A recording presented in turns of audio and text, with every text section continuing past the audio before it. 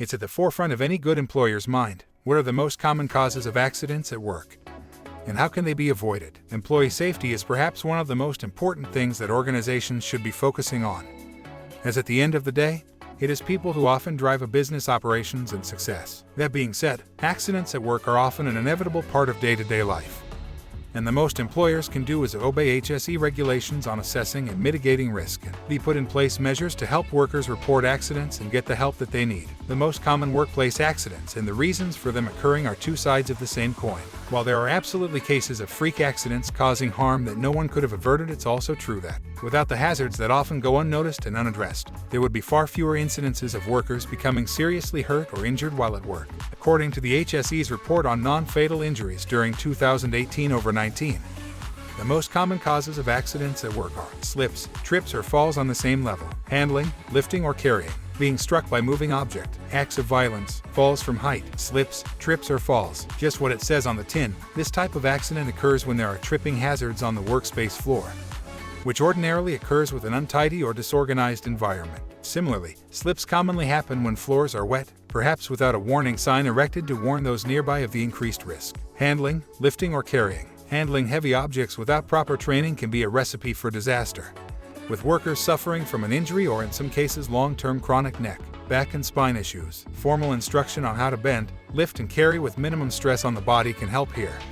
Or the introduction of equipment to reduce the need for doing the job manually. Struck by moving object. This is a wide-ranging category that covers everything from objects coming loose from a higher surface to vehicles striking workers or pedestrians. Acts of violence. Some job roles require employees to regularly interact with the public, and with this comes the danger that they will find themselves in a violent situation. Those in the retail industry or someone working as a security guard are just two examples where this type of risk is most prevalent. Falls from height. Another self-explanatory one. Falls from height are any instances where an employee is required to work from high places and is thus at risk of falling. Height in this case is often categorized as anywhere above ground level and can lead to serious injury should the proper precautions not be put in place. Accident at work caution sign. How many working days are lost due to accidents at work? The question employers often ask first regarding accidents in the workplace is how much time is lost because of them. It's an understandable concern, while almost all employers want to ensure the safety and well-being of their staff first and foremost.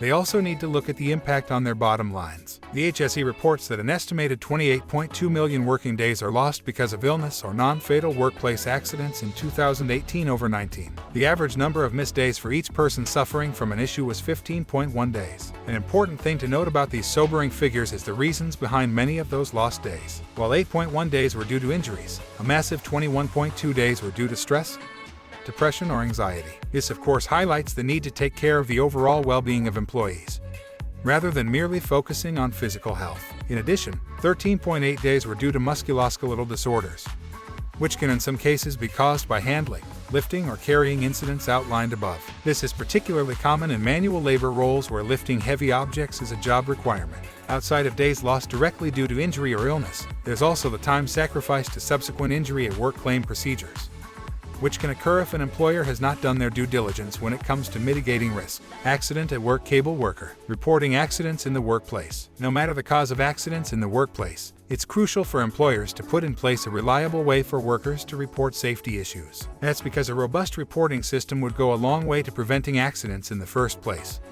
rather than simply being a way to log incidents that have already occurred. It's a proactive rather than reactive approach and should be best practice for all employers with workers in potentially risky situations. With the right data logged by the right people within the organization, there are many accidents that can be avoided altogether. The data can be used as part of your risk assessment, which needs to be constantly updated to reflect current conditions. It goes without saying that a risk assessment that uses past incidents to inform present and future measures will automatically be stronger than one dealing exclusively with hypotheticals. Take a look at our guide to writing a lone worker policy and our risk assessment template to find out more about how you can streamline the process of both reporting incidents in the workplace and using those accident reports to increase safety. Lone worker policy, avoiding injury at work. For lone workers, in particular, additional safety measures are necessary to avoid scenarios in which employees are hurt or injured and unable to call for help. Lone worker alarms are a brilliant way to add an extra layer of protection for employees, as they allow the user to not only hit a dedicated SOS button should an accident occur,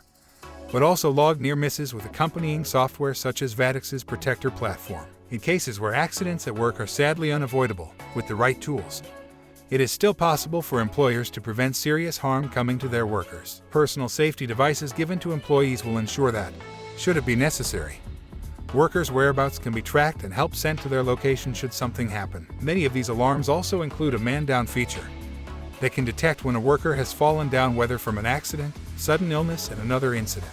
In order to reduce the risk of injury at work, employers should conduct a thorough risk assessment, mitigate risks where they can, and give workers the right tools and equipment. With these things in place, the strain caused by accidents at work can be significantly reduced.